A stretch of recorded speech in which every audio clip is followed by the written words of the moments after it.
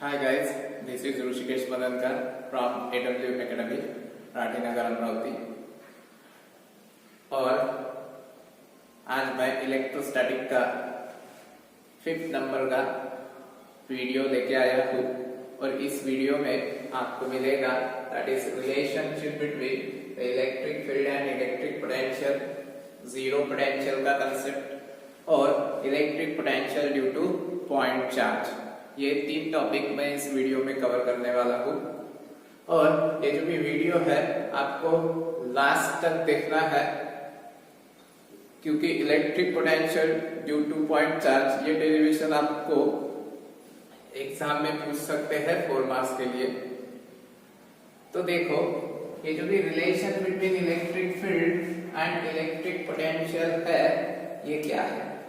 तो for example मैं एक सोर्स चार्ज कंसीडर करता हूं और सोर्स चार्ज है प्लस Q और इस सोर्स चार्ज को मैंने ओरिजिन पे रखा है और ये चार्ज है फिक्स और ये चार्ज इसके सराउंडिंग रीजन में इलेक्ट्रिक फील्ड क्रिएट कर रहा है।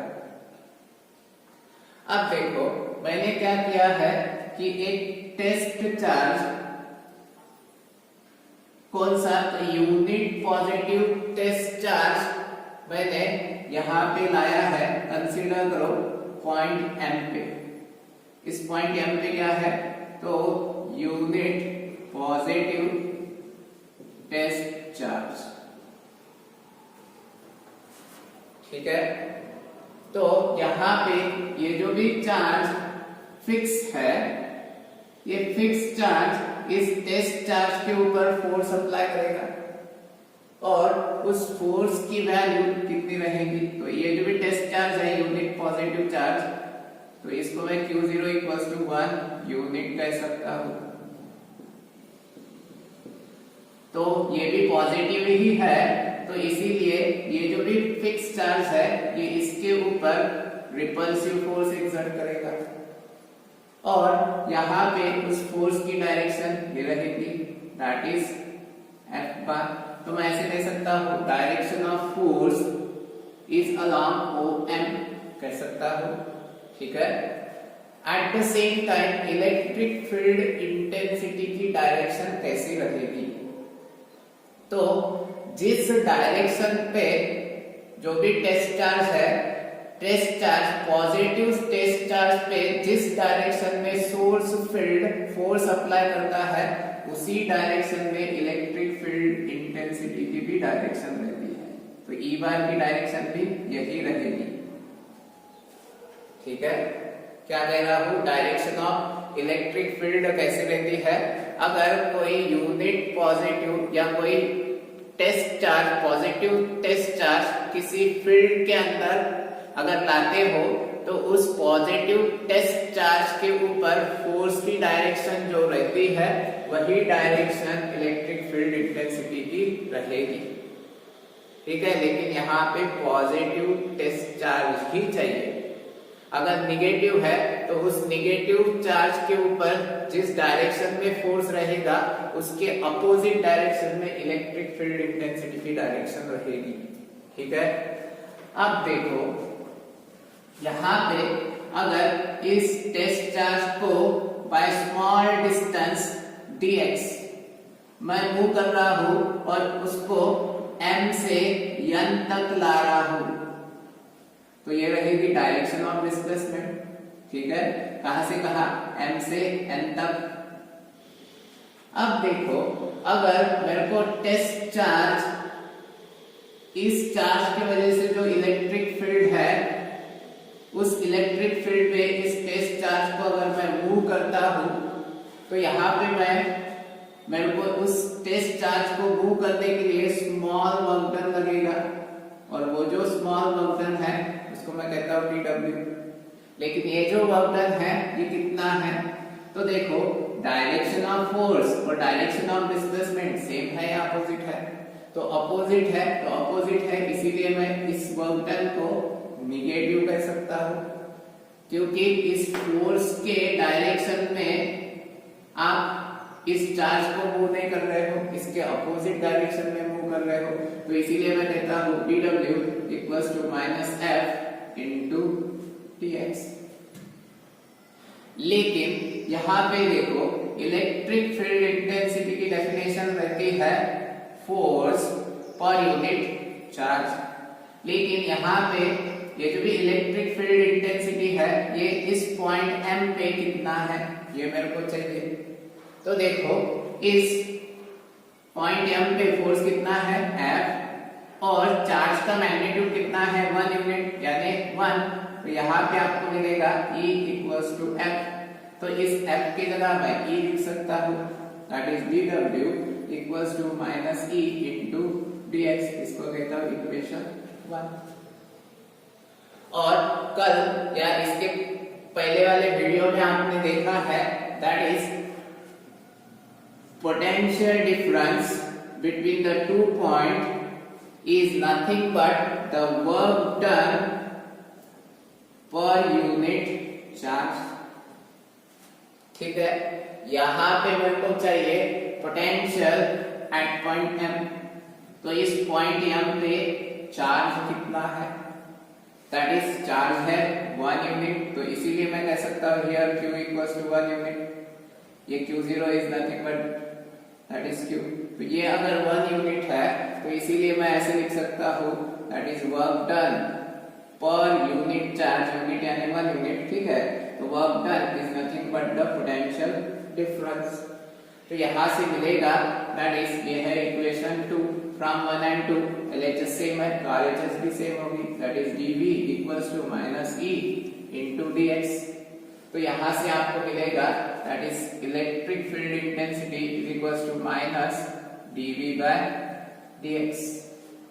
ठीक है, तो इसको ही क्या कहते हो, electric field intensity at a particular point in a electric field is the negative of potential gradient at that particular point। इसको क्या कहते हैं, d by dx यानी ग्रेडियंट किसका है, तो पोटेंशियल का है, तो इसीलिए इसको मैं कहता हूं पोटेंशियल ग्रेडियंट। ठीक है, तो electric field intensity at a particular point in a electric field is the negative of potential gradient at that particular point। तो ये रहेगा रिलेशन किसके बीच में, इलेक्ट्रिक फील्ड और इलेक्ट्रिक पोटेंशियल के बीच में। इसके बाद में आपको एक कंसेप्ट कहा है जीरो पोटेंशियल। तो देखो हमेशा जब आप पोटेंशियल मेजर करते हो तो हमेशा पोटेंशियल मेजर करने के लिए 2 पॉइंट की जरूरत होती है। तो यहाँ पे एक पॉइंट का पोटेंशियल आप हमेशा कंसीडर करते हो 0। तो यहाँ पे ये जो भी है यानी किसी भी पॉइंट का पोटेंशियल मेजर करना है तो आपको एक रेफरेंस पॉइंट लेना पड़ेगा और इस रेफरेंस पॉइंट का पोटेंशियल आप 0 कंसीडर करोगे और बाकी सब पॉइंट के पोटेंशियल इसी रेफरेंस पॉइंट के साथ आप मेजर करते हो और ये कहीं पे भी आप ले सकते हो।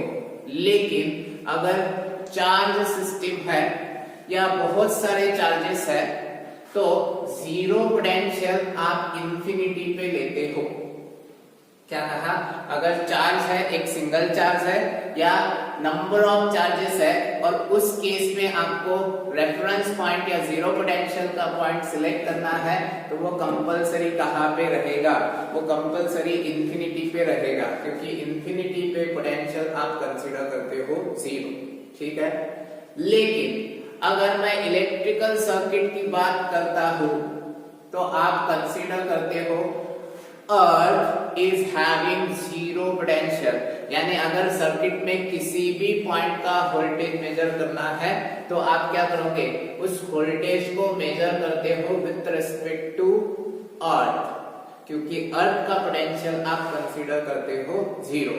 चार्ज सिस्टम में इंफिनिटी और सर्किट में आप कंसीडर करते हो अर्थ इज हैविंग 0 पोटेंशियल। समझ में आया, और ये कंपलसरी लेना ही पड़ता है और ये कहाँ पे लेना वो यूजर के ऊपर डिपेंड करता है, लेकिन जनरली आप यूज करते हो earth is having 0 potential in a circuit और चार्जेस की केस में चार्जेस के केस में आप कंसीडर करते हो infinity point is having zero potential.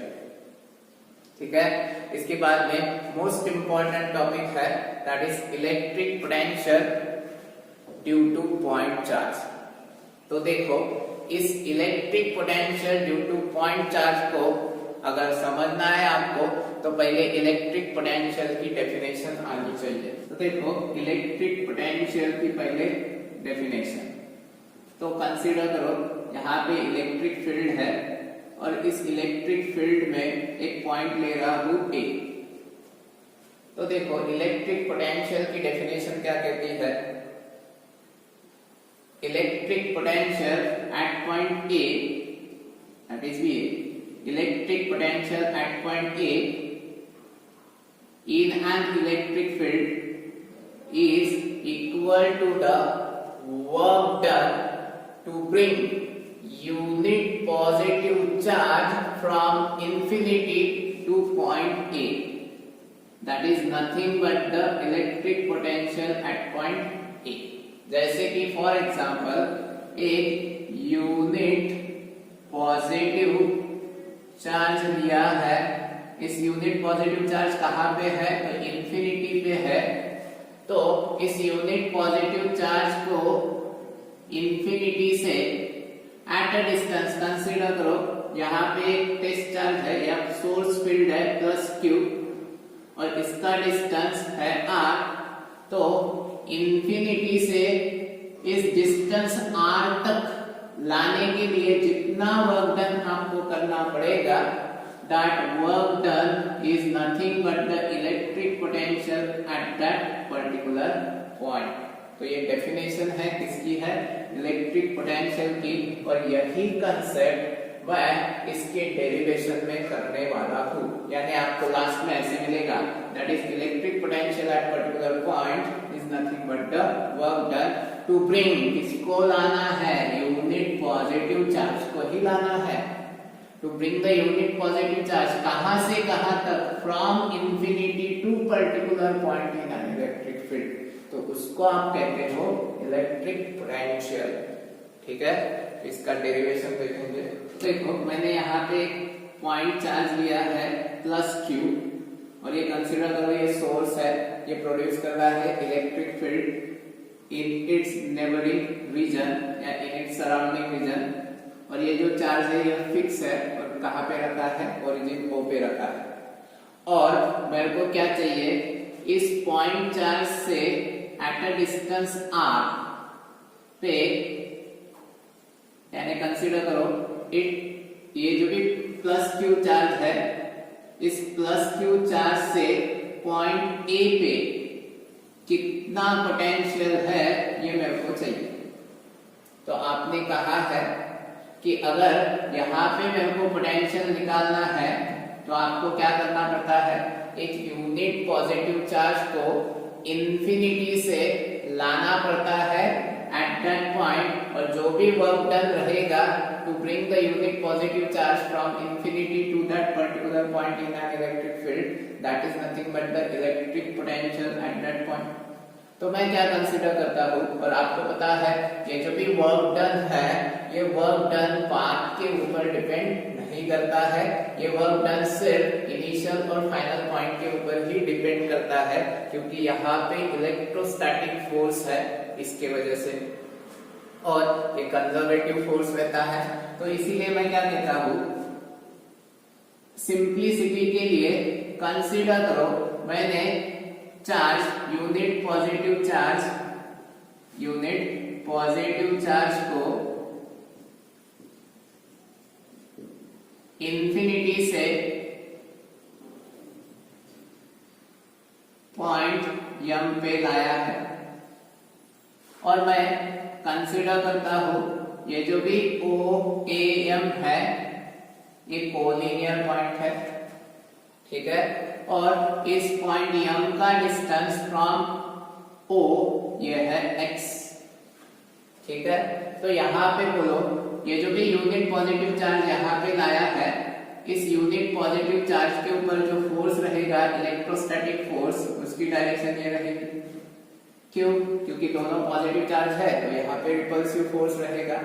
ठीक है, this is the direction of force which is applied by the charge plus Q on unit positive charge. अब मैं क्या कहता हूं, इस यूनिट पॉजिटिव चार्ज को अगर मैं डिस्प्लेस कर देता हूं बाय स्मॉल डिस्प्लेसमेंट dx और कहां पे रख देता हूं, पॉइंट n पे, तो यहाँ पे वर्क डन करना पड़ेगा किसके अगेंस्ट? तो ये जो भी इलेक्ट्रोस्टैटिक फोर्स है उसके अगेंस्ट। तो अगर मेरे को वर्क डन करना है तो मैं कहूंगा that is small work done is equals to, तो सबसे पहले ये वर्क डन पॉजिटिव रहेगा या नेगेटिव? तो देखो डिस्प्लेसमेंट की डायरेक्शन और फोर्स की डायरेक्शन कैसे है, अपोजिट है, तो इसीलिए मैं कहूंगा माइनस F इंटू dx। क्यों माइनस, क्यों नेगेटिव? क्योंकि डायरेक्शन अपोजिट है, इस फोर्स के अगेंस्ट आप क्या कर रहे हो, वर्क कर रहे हो, इसीलिए वर्क डन क्या आएगा, नेगेटिव आएगा। अब देखो जब इन दो चार्जेस के बीच में डिस्टेंस x है तो इस केस में यहाँ पे फोर्स यूनिट पॉजिटिव चार्ज पे कितना रहेगा? तो आपको पता है यूनिट पॉजिटिव चार्ज यानी 1 यूनिट का चार्ज। तो इलेक्ट्रोस्टैटिक फोर्स का फॉर्मूला रहता है Q1 Q2 upon 4 pi epsilon 0 और यहाँ पे दोनों के बीच में डिस्टेंस कितना है, x है, तो आप कहोगे x स्क्वायर। लेकिन Q1 की जगह मैं कंसीडर कर सकता हूँ प्लस Q और Q2 के जगह 1, तो इसीलिए यहाँ पे Q2 को मैं क्यों कंसीडर करता हूँ, Q1 को कैपिटल Q कंसीडर कर देता हूँ। तो यहाँ पे फॉर्मूला मिलेगा F equals to Q upon 4 pi epsilon 0 into x square. अब ये वैल्यू यहाँ पे रख देता हूँ तो आपको मिलेगा dW equals to minus F की जगह Q upon 4 pi epsilon 0 into x square into dx। लेकिन स्मॉल वर्क डन हो गया to displace the unit positive charge from m to l, लेकिन मेरे को चाहिए work done to bring the unit positive charge from infinity to point A। तो अगर ये निकालना है तो यहाँ पे इस dW को मेरे को इंटीग्रेट करना पड़ेगा और ये जो भी इंटीग्रेशन रहेगा तो मैं ऐसे कह सकता हूं therefore total work done to bring unit positive charge from infinity to r distance from plus Q charge. अगर ये निकालना है तो यहाँ पे कहूंगा टोटल वर्क डन यानी W इक्वल्स टू इंटीग्रेशन कहां से कहां तक, फ्रॉम इंफिनिटी टू r, क्योंकि इसमें क्या चेंज हो रहा है, डिस्टेंस ही चेंज हो रहा है, चार्ज का मैग्नीट्यूड चेंज नहीं हो रहा, एप्सिलॉन 0 भी चेंज नहीं हो रहा, क्या चेंज हो रहा है, ओनली डिस्टेंस। तो integration from infinity to r minus Q upon 4 pi epsilon 0 into x square into dx। तो इसमें जो कांस्टेंट है वो इंटीग्रेशन से बाहर निकालो, तो work done equals to minus Q upon 4 pi epsilon 0 integration from infinity to r 1 by x square into dx। और इसके पहले मैंने बताया है आपको integration 1 by x square dx equals to minus 1 by x होता है, तो इसीलिए यहाँ पे मैं यूज कर देता हूँ work done equals to minus Q upon 4 by epsilon 0 और यहाँ पे क्या आएगा माइनस 1 बाय x और लिमिट इंफिनिटी टू r। ये माइनस और ये माइनस कैंसिल हो जाएगा तो आपको मिलेगा work done equals to Q upon 4 by epsilon 0 into 1 upon x और लिमिट इंफिनिटी टू r, क्योंकि माइनस माइनस क्या होता है प्लस, तो यहाँ पे मिलेगा work done equals to q upon 4 pi epsilon 0 in bracket 1 by r minus 1 by infinity. लेकिन 1 बाय इंफिनिटी की वैल्यू कितना होता है 0। अगर ये यहाँ पे पुट कर देता हूँ तो work done equals to q upon 4 pi epsilon 0 into क्या आएगा r।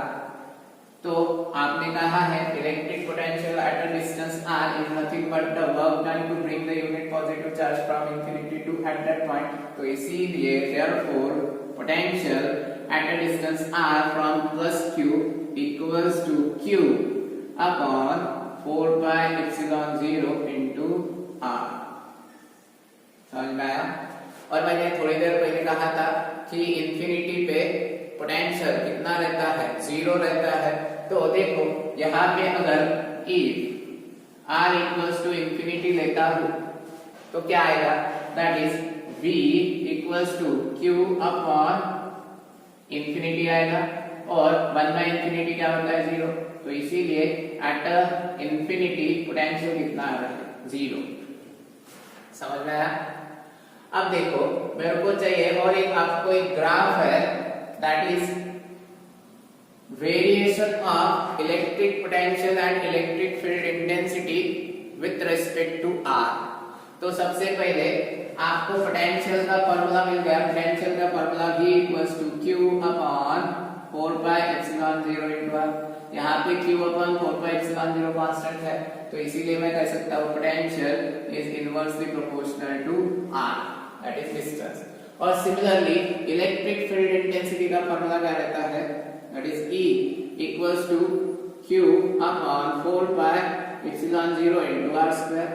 तो इसीलिए E जहाँ पे again Q upon 4 pi epsilon 0 constant है तो E is inversely proportional to 1 by r square या r square कह सकता हूँ। ठीक है, तो इसीलिए अगर मेरे को वेरिएशन निकालना है किसके बीच में that is V और r के बीच में, तो v और r के बीच में अगर रिलेशन या सॉरी वेरिएशन निकालना है तो इनवर्सली है।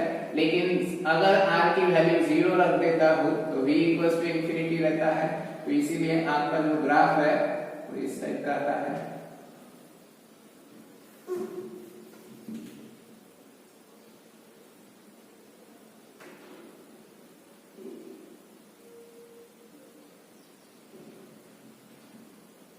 ठीक है, ये ग्राफ है किसका v वर्सेस r। ठीक है, और यहाँ पे देखो E वर्सेस R के लिए क्या है 1 by r स्क्वायर है। तो यहाँ पे जो ग्राफ है E और R के बीच में वो इस टाइप में आता है। ठीक है, ये ग्राफ है किसका E वर्सेस R का और ये पॉइंट कौन सा रहेगा दैट इज 1। जब डिस्टेंस यूनिट रहेगा उस केस में इलेक्ट्रिक पोटेंशियल और इलेक्ट्रिक फील्ड इंटेंसिटी क्या रहेंगी सेम रहेंगी।